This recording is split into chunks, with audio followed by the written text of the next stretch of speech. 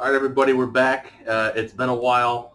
I know we've had some issues with that fucking Slamboree show. It's coming eventually. I don't know when. It's going to be a surprise when it drops. I'm just going to throw it right at you when it's ready. Oh, I got caught up in some copyright law. If you guys liked the first episode, we're sorry for the wait, but here we are today with the 1995 Great American Bash, baby. Okay, let's talk about some bash. Talk about some bash. So the Great American Bash was June 18th. That's our boy Matt's birthday. All right. Shout out to Matt. He's probably not watching. He's not a big wrestling fan. Nah. But June 18th. We love him anyway. We love him anyways. June 18th, 1995. They're at the Hara Arena in Dayton, Ohio. I guess it's the first Great American Bash in 3 years. And it drew 6,000 live attendance and 90,000 pay-per-view buys. That was legitimate. Legitimate. Yeah, $63,000 gate. Yeah. It's a pretty good deal. Pretty good deal. It wasn't like Slamboree. I mean, if that video wasn't hung up, you would have known that out of the 7,000 people in attendance, only 4,000 paid. Yeah, it was heavily paper. So yeah, this is legitimate attendance. And on commentary, we have Tony Schiavone, who's back from neck surgery, who is not at Slamboree. Mm-hmm. And we have Bobby the Brain Heenan in what looks to be telescopes for eyeglasses in this show. I mean, his eyes were magnified 80 times. He's an old man. He is an old man, but you know what? He's still funny as fuck. He is. He had some good spots in there. I also liked him telling Randy Savage to apologize for Angelo Poffo just for being his father. That was good. There's a lot of good stuff with Poffo. He was great. This is actually a high note for WCW on the whole year. This is like a very enjoyable show to sit down and watch. Well, in the pre-Nitro WCW, because I think WCW definitely picks up once we get into Nitro days. Yeah, and Nitro is only a few months away at this point. Mm-hmm. So we have first match on the card, and it's a big one. Opening it up, we have Alex Wright facing the homecoming welcome of Flying Brian Pillman. He was great. This was one of my, this was definitely a two-match show, and this match was just unbelievable. Probably one of the best athletic showings of two guys. This is definitely like the coming out party for Alex Wright, where you really started to see what he was, and you really had this Brian Pillman throwing him out there and just like, hey, let's show what the kid can do. Yeah, and you could definitely see that Pillman highlighted what Alex Wright could do the best in the ring, which was just be very athletic. So most of the match focused on how athletic Alex Wright was. Yeah, it was built. It was booked for Alex Wright to get over. Really. Yeah, and Brian Pillman worked his ass off to get him over, and you could tell that he was working this match to get him over. Yeah. This was really some of Brian's best work in WCW. I have written down here for notes that anything's gonna have a hard time following this match on this card. Yeah, well, there wasn't anything really that great until the main event. So yeah, well, main event did a good job following it. I mean, it's pretty much a carbon copy, good match, not in the same style. But we open it up. Pillman comes out, huge pop because they're in Ohio. I mean, huge pop.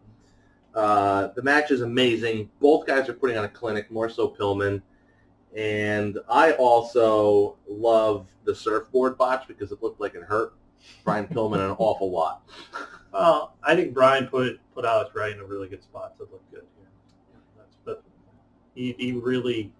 He made him look. I mean, this is really how you make somebody a star. Right. Pillman did a great job. Right. I definitely would have given this maybe a 5-star rating.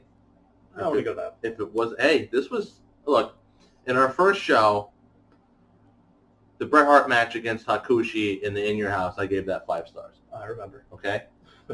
This match, on that level. I think just a touch below. A touch below. Okay. Touch below because, I don't know.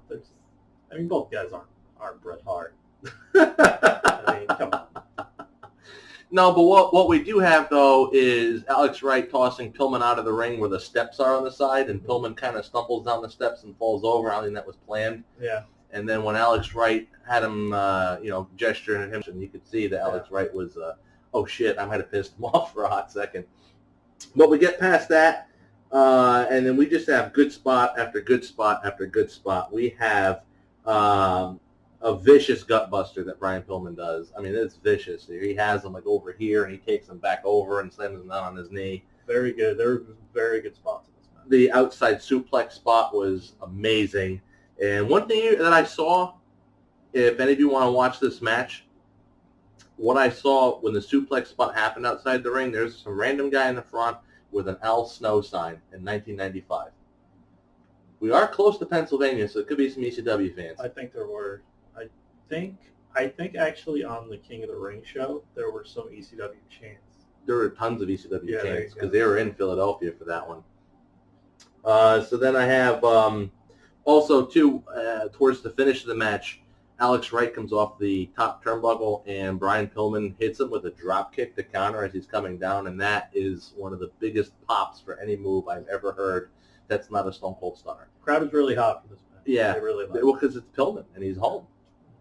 So it's a great reversal finish where Pillman went for the sunset flip, and Alex Wright sat down on him just to get the 1, 2, 3. I mean, I thought that everything, both men looked strong, and it was a good babyface versus babyface match over the show. What do you rate this one?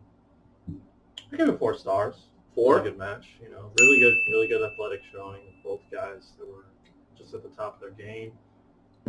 Pillman really being able to showcase really how good Alex Wright could be. And really, this was probably the best you ever really saw of Alex Wright. Right, because you had him in the month prior at Slamboree was against Arn Anderson. Yeah, he had a string of not-so-great matches leading up to this. Because I think it was booking issue, too, where I don't think that the styles he was forced to wrestle didn't do him any favors. Yeah. This was a match made in heaven, and it showed. I also give this match 4 stars. He's got to be, 20 at this time. 20 years old.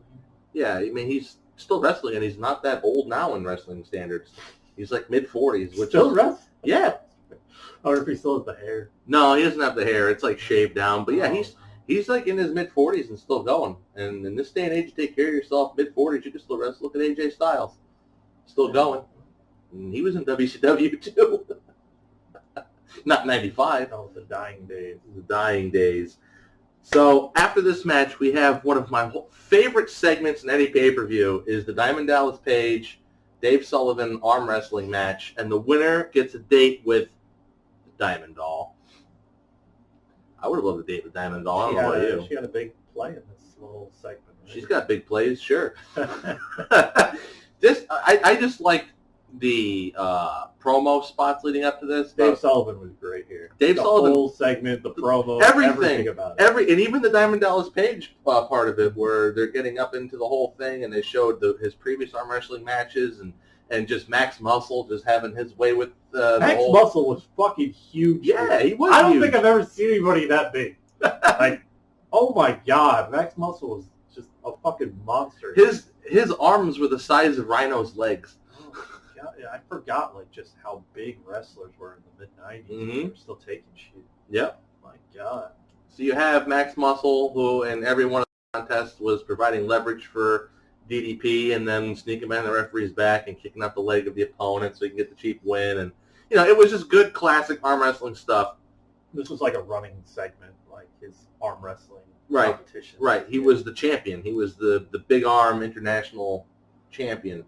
And he comes out with his gigantic fur coat and his cigar. Like, this is prime time, just started wrestling on his own DDP, where he didn't really have a gimmick figured out. He was just a whole bunch of shit. He wasn't really a wrestler yet. No. He was the manager for Scott Hall. Yeah. There? We had his, was it the Diamond Stable or whatever it was that he had? Mm-hmm. Yeah, so he had some stuff, which is why he was still rolling with Diamond Doll. That was her name. She wasn't... what's her name again? Kimberly, yeah. Kimberly. She wasn't Nitro Girl status yet. No. Well, I mean, I thought the whole arm wrestling match was great. The camera doesn't pick up the finish, which I didn't like. Yeah, you had to get the replay. Kind of replayed it, and you're like, yeah, you didn't really, because she cost him the match. She cost him the arm wrestling match. and you didn't really see any of that until they re-showed it. Right. So that was kind of a little weird. But Right. I mean, they still did it pretty well. And shout out to the acting job Kimberly did with her shocked face. That was great. Kimberly was great here. So I guess technically this is a match. I gave it 1 star. Yeah. I gave it 1 star. I mean, I would probably go 2 stars. 2 stars. 2 stars. Steve loves arm wrestling more than actual wrestling. No, in terms of rating. I love Dave Sullivan here. I love. No, that's not his name. It's Ebad. Ebad. Because he's dyslexic. With the bunny and Ralph. Yeah, and he was just selling this bunny as like the love of his life so much. Well, you kind of felt bad for the bunny too, because all the shouting and screaming and stuff backstage, and he's just holding this thing. Oh man! So now we go to the third match of the card, and there's not a whole lot of segments in between matches early on in the show. It is just match. Well, I guess they are wrestling, but it's still a match technically. There's a stipulation on it, but we have Hacksaw Jim Duggan against the Sergeant Pittman. What's kind of weird to me is like, all right, is Pittman supposed to be like a heel? He's like a Marine heel against Hacksaw, who is the USA gimmick. Right. I don't know. I felt that way watching it because I said you're chanting USA underneath the heel skin, and this guy is a drill sergeant in the Marines. He's supposed to be a Marine, and he's the heel against the Americans. Well, because it wasn't really, that's not how the match was supposed to go. The original booked match was Buff Bagwell against Craig Pittman, but Buff Bagwell had something went wrong with his calf implants that he had that year, and so he missed the show. And actually, I think when Dugan was being introduced, there was a little thing at the bottom that said Phillies Bagwell lifestyle. Oh, okay. Okay. So, classic WCW, forgetting to let you know. Change the graphics. Yeah. Oh, man. So, I mean, the most impressive part in this match, nothing of the match really impressed me in terms of, like, spots, but there was that one spot where Pittman went through the ropes where those fucking steps are again on the side, and he cleared the steps and landed on his feet. Like, that's a good, like, he went 8 feet. Pittman's not a small man. He's not a small man, and he got some distance, landed on his feet and rolled backwards. That was about it. I mean, later on in the match, there's a great punch and a great sell. I mean, if we're talking about a punch and a sell, that's really the highlight of the match. The highlight of the match. You know what I'm talking about, right? Where Duggan's getting up and he throws the last-ditch punch, and Pittman actually sells it like his life depended on it. That was pretty much the entire match. There was really nothing to the match at all. I mean, Duggan does remember to sell his leg for 10 seconds. That's pretty impressive for Jim Duggan, selling something. And I mean, it's not a bad match for something that got put together at the last minute. Well, it was fine. It was cohesive. It was as good of a match as you could think that the two of them. It was actually maybe one of Jim Duggan's better matches in terms of just cohesion and not nonsense. It told a little story. I don't know. I mean, I gave it 1.25 stars. I'll give it 1.5. 1.5 because he's feeling generous. Gave that arm wrestling match 2. So they clear out of the ring, and we go back to the backstage with the Blue Bloods cutting a promo, and Regal has like the best line where he talks about Hitler in the trenches with Goebbels, and he says, "I think we've blown it." Regal was a great promo. He was a much better promo. Always a good promo, but as a heel, like that character, great promos. Yeah. I also love that Robert Eaton, what was he, the Earl of Eaton? Earl of Eaton, That's fucking stupid. But I love the blue. I like mid-90s, like Blue Bloods. Right. That's my shit right there. It's great, and it's also, we don't have Taylor. He's not in yet either. Yeah. So once he gets in, there's going to be 3 of them. But I love how Eaton gets no words in this backstage promo. It's just Regal. Oh, Regal's great. Why? Regal is great, but Eaton he doesn't cut a bad promo either. No, he's fine. He's fine. I just thought it was funny that he just like, and Gene kept trying to get the mic over to Eaton, and Regal wouldn't shut the fuck up. After that backstage promo, we go straight to our next added match, which I wasn't too thrilled about with this whole matchup, and then there's the backstory about how the match was made at the last minute because of some heat that was going on. Yeah, Harlem Heat had a match on the pre-show. Right. Yeah, this match was made because right. of that. This is just like Slamboree, where it's like our bonus match. They were just doing these with the pay-per-views. Bonus match. So it's Harlem Heat against, and are you ready for this, folks? Dirty Dick Slater and Bunkhouse Buck. Colonel Robert Parker, and this is like the beginning of that like 2.5 year angle with Sherry and Robert Parker, where it was on again, off again, and they would constantly tease, and I was so sick of it then that even just watching it now makes me sick to my stomach because I don't like the angle. They had 2 managers. I don't like Robert Parker. That's my problem. Why not? I don't like him. I don't know. He's annoying. That's my problem. Yeah. He's too annoying. He's a great heel manager. He's just so annoying. Speaking from the Northeast, the Southern accent really gets underneath my skin. I don't know what it is. Don't watch WCW. No, I will watch WCW. We're making a show for these viewers at home. So what do you like about this match other than Bunkhouse Buck? Because I know you love Bunkhouse Buck. I do love Bunkhouse Buck, but this was not one of their better matches. I wrote down, like, not even a spot. Like I wrote down nothing match. Yeah, I mean... This is thrown in. There was really nothing to be excited about this match at all. Oh, you know what? There was something that I did notice, and I tried doing research on this. I found nothing on any incident, but Stevie Ray wrestled this match while wearing a T-shirt. Yeah. And at the end of the match, he's outside the ring, and he has like these heavy elbow pads on, so you can't quite see his arms. But I could tell there's like severe road rash on his arm. So I don't know if he was in an accident or not. I don't know. It lived a hard life. It did live a hard life. But I mean, for Stevie Ray to come out and wrestle a match with a shirt on, yeah, that's a little weird. There's a red flag there. Something happened here. So, anyways, I gave this match 1/2 star. Yeah, I would probably say those. 1/2 star. Not much. Would never watch it again. No, never. I would put that match in Slamboree category, and I would never watch that again. Yeah. And for the folks at home, just so you know, I've had to watch a Slamboree show like a dozen times now, just putting together that video, and I'm taking a break. It's coming. You don't know when. So after that match, we have we get a promo for the next month's pay-per-view for the main event for that, and that's going to be Bash at the Beach, and it's Vader and Hogan in a cage match. Now, this live crowd thought that was happening on the show, right? Because it was teased on the pre-show, and Vader kept saying, I want this match right now, and Hogan didn't say anything, and they kind of gave the live crowd the idea that it was going to happen right now.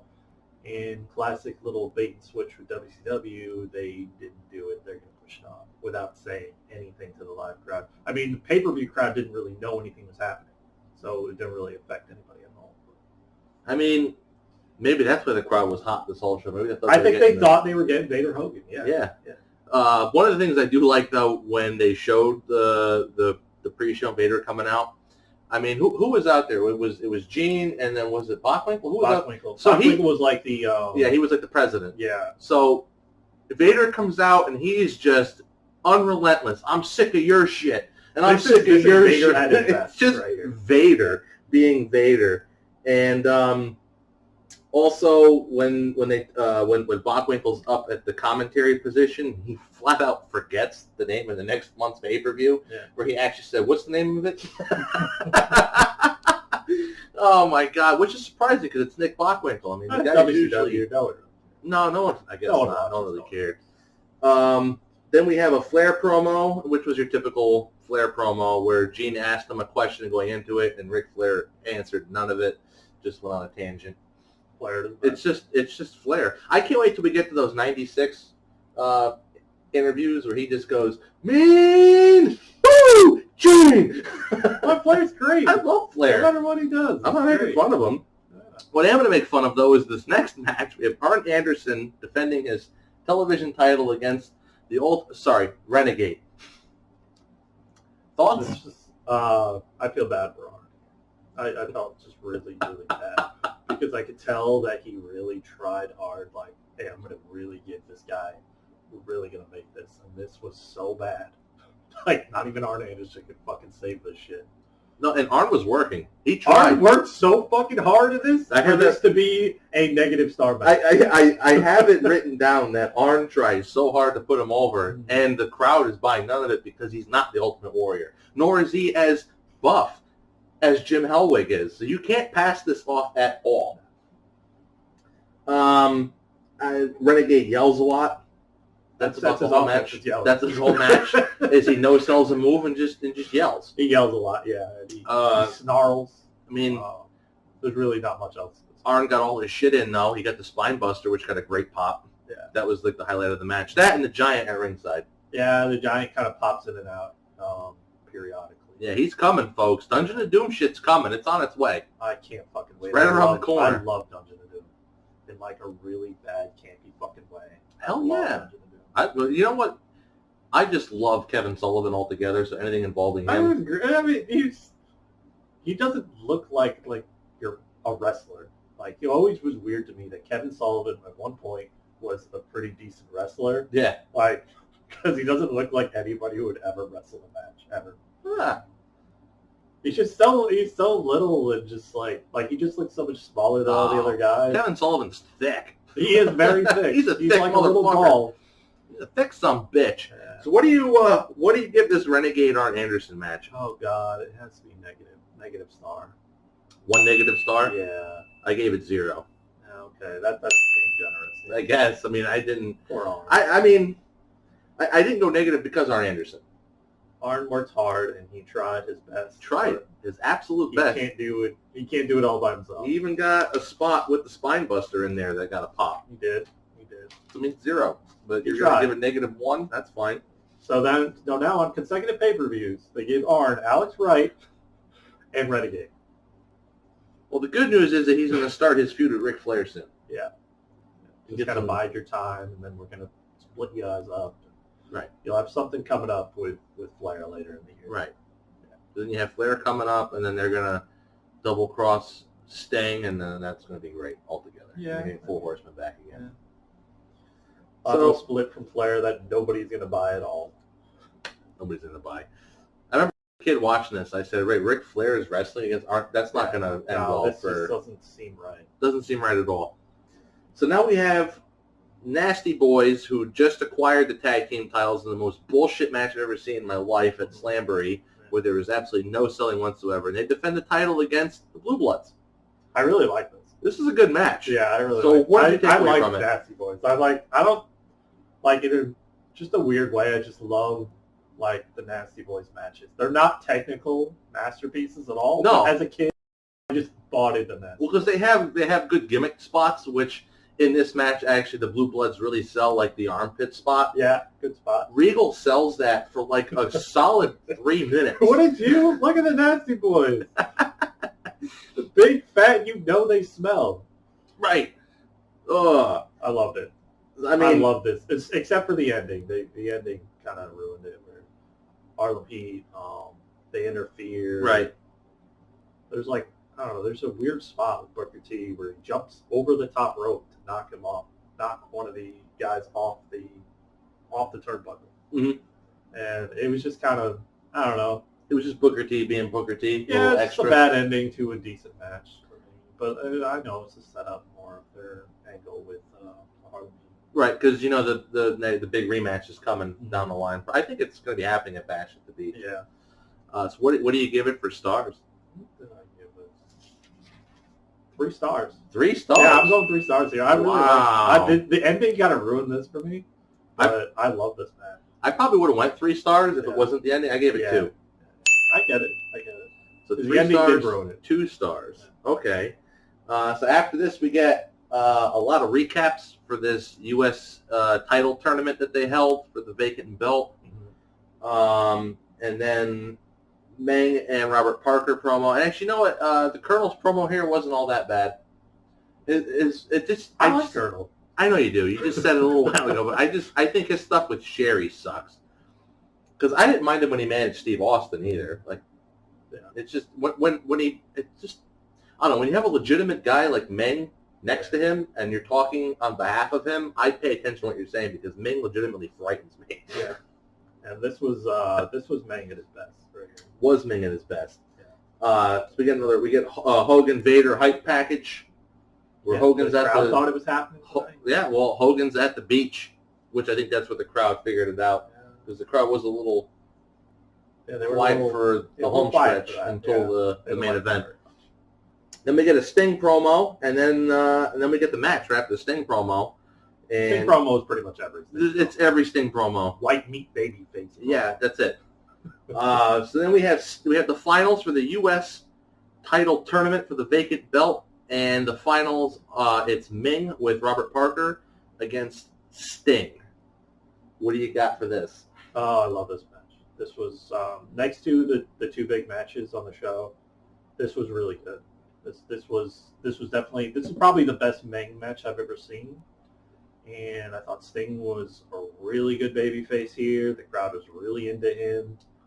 In the beginning, they were really building off of Meng being superhuman and not selling anything at all. And then Sting had his big babyface comeback and beat him. What really set Ming up, though, in terms of that no-sell, was that match at Slamboree where he had the bonus match against Hawk. Because I feel like that match did its job on putting Meng to be like an unrelentless badass. Sure. But yeah, I like the random Sting flying bump off the turnbuckle. That was fun. I don't know what move he was trying to go for there. Sting was really good here, though. Yeah. And both men go over the top to the outside. That was a good spot where there was just a and then Sting gets up and just decks the Colonel for no reason. The Colonel was just standing there, minding his own business. Fuck Colonel. They said you like him. Nobody's against Sting. I also like, too, that they had Ming power out of the Scorpion Deathlock. Mm-hmm. And then, to show how superhuman he was. Because you thought that was going to be the finish when you're watching it. You think, oh, he's putting the Deathlock on him. That's going to be it. And he powers out of it, and ended up being a leaping DDT was the finish of the match. Yeah. So they didn't have Ming tap out. They just had him get pinned. I don't know. I feel like... I mean, you're going to destroy Ming if you don't tap out like that. Yeah, but still, you pin his shoulders clean to the mat after just a leaping DDT. I mean, I'd rather that than tap out. I would rather... Ming's a savage. Savages don't tap out. Yeah, I guess so. I don't know. I don't even know how I would book it. It's a tough booking. It is a tough booking. But I gave this 2.5 stars. I'm going to go 3.5. 3.5. Yeah, I really liked it. Wow, Steve's really pumping this shit out of the show. I love this show. This was like prime, like mid-90s WCW, like bad but it's good kind of shit. I love this. This was a really good show to me. It had its moments. It was much better than Slamboree. It was much better. Yeah. Folks, let me tell you, I don't ever want to lay eyes on Slamboree ever again. So that's main event time. Main event time.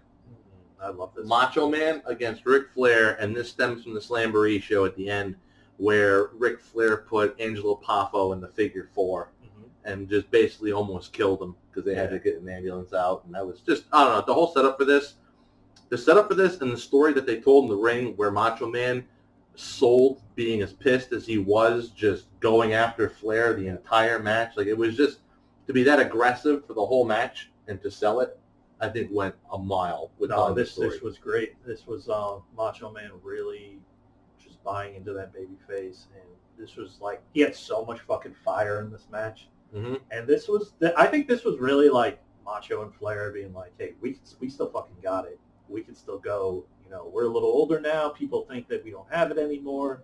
Like, this was like mid-'80s form for both guys who were super motivated, and this was phenomenal. Yeah, because you got literally everybody in this match got their shit in. You had Flair taking the up and over the turnbuckle spot that he always did. You had, when Flair was out on the floor, Savage up in the turnbuckle, gave him the axe handles out to the floor from the top rope. I mean, that's a hell of a drop. I mean, there was a lot of good spots. A lot of emotion as they kept panning to Angelo Poffo, who was ringside. Sitting down with his cane, really playing off that he was legitimately hurt in the figure 4. And he gets up and hits Flair, and it's off to the fucking races there. Yep.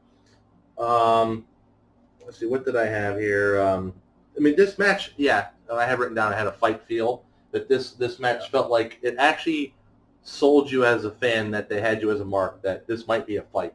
Yeah, and it felt like a fight. Yeah, this was definitely one of those kind of atmospheres. Mm-hmm. This was great. And the crowd was loving every second of it. The crowd was totally into this match, just as into this match as the Pillman match. I mean, they hung on every move. And if you folks at home haven't seen this match, go watch. This is 1995 Great American Bash, the main event. This is like one of the best matches that WCW had to offer in this time. Yeah, I would definitely go out of your way to watch this match. Absolutely. Nothing else really on the show. But well, the Pillman opener. I mean, if you just watch the first match, the arm wrestle competition, and this main event, and then you can skip the rest of the show. I mean, you'd be entertained just by those 3 segments. I do like the finish. But I saw Flair go over. You saw Flair go over, which was great. And the fact that Flair went over while using Angelo's cane, amazing finish. Very good. I wouldn't have booked it any different. I mean, this was perfect. I gave this match 4 stars. I'm gonna go 4.5. 4.5. This was really good. This was the best match of the 4 pay-per-views that we have watched so far. Like Brett and Hakushi was really good, but I would put this a little bit above that just because, like, technically, like, probably not as good as Brett and Hakushi, but storytelling-wise, Jesus, there was nothing better. Yeah, and that's and with me, that goes a long way. Is if you could tell a story, it doesn't matter how good your moves are, just to do moves for the sake of doing moves and watch how many times you could do a flip. I don't give a shit. If your match can tell a cohesive story, you have me hooked. That's why I'm gonna watch it. Don't be a spot monkey. No, don't be a spot. And that's, hey, and if you're a current wrestler and you're watching this, I don't give a fuck if you can do a flip, okay? I don't give a fuck. Tell a goddamn story. Flips.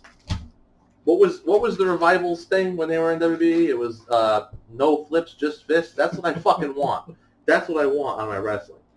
So what do you give this show as an overall grade, Steve? 3 stars. I'm also 3 stars. Very good show. I would watch the show. I would go out of my way to watch it. Why I gave it 3 stars? I would have gave it a lower rating just because the whole middle of the show really sucked. But the fact that the crowd was so into this whole show, it created a different atmosphere. Yeah, definitely. So you really actually enjoyed watching the show start. Yeah, it's a really fun show to watch. Definitely. So go out of your way and watch it. You want to get a recap, and you're going to see segments here in this show that we put up to emphasize what we're talking about. But just go out of your way and watch it start to finish. It's a really good show. And it's probably the best you're going to get in 95 WCW. Yeah, probably. Actually, no. I mean, I like Fall Brawl coming up. That was a really good show. It's in a couple months, so that's a few weeks for us. We'll get into that. Because next week, if we're able to keep this schedule now that our lives aren't as busy and we're not being bogged down by Slamboree bullshit, we're going to take on the 1995 King of the Ring, which also aired in June, and we're going to see who wins the month of June in 95, if it's WWE or WCW. And I don't know, maybe vote in the comments. I forget there's an ECW show in June of 95, if there's one of those specials. Not a big show. I don't know. Okay, so let us know, because even though it's not a pay-per-view, that they didn't have a pay-per-view until April of 97, let us know in the comments if you would like to watch us cover ECW shows in the future, because we'll totally do Hardcore Heaven and Heatwave and all that shit. We'll cover them, because 95 was a good year for ECW. So it'd be a shame not to look at those, because you're going to have Pillman coming up at the end of the year in their promotion. Like, that was... Foley and I think Steve Austin too. Foley, Steve Austin, end of the year. Foley in 95.